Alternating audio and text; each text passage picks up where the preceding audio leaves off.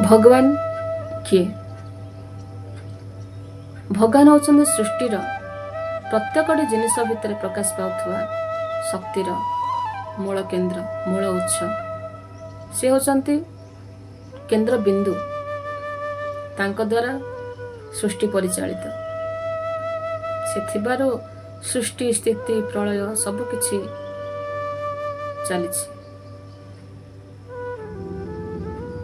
से होचंती प्रत्येक प्राणीर जीवन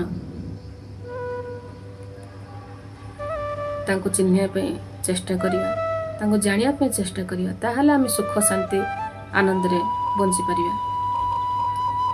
सत्य ही भगवान, भल ही भगवान, धर्म ही भगवान। जते बेले आम मन रे भल भावना सृष्टि होछि, ताहले निश्चित भाबे सेठी भगवान ही प्रकाश पाउछन्ति। भल ही भगवान, भल गुण को धारण कले ही आमे भल मनुष्यटी हे परिया।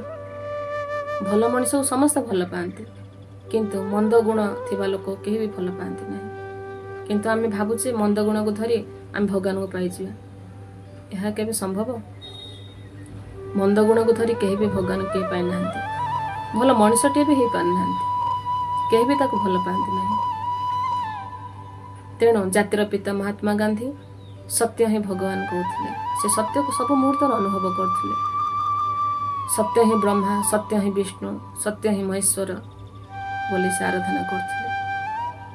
तेणुक से सत्यर शरण जीवा, से सत्य को समर्थन करवा, सत्य को भल पाइबा, सत्य कथा कहवा। सत्य ही भगवान। जय श्री